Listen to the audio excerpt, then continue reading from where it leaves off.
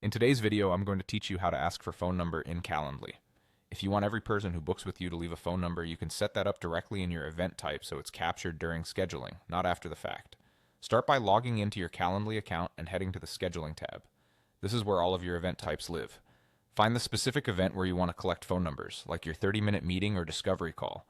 Hover over that event type, click the three dots on the right, and choose Edit. This opens the event editor where you control what invitees see and fill out. Inside the editor, scroll to the bottom and select More Options. You'll see a section labeled Invitee Form. Open that section. This is the form your guests complete right before confirming a booking. It's the perfect place to gather key details like a phone number so you can reach out quickly if there are last-minute changes or if you prefer to confirm by call or text. Now scroll to the bottom of the invitee form and click Add New Question.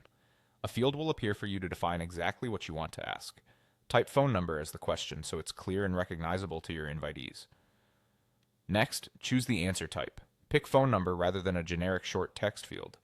Using the dedicated phone number type helps with formatting and validation, and it can prompt invitees to include a country code when needed. This reduces typos and makes sure the number they enter is usable, especially for international bookings. Before you move on, check the required box.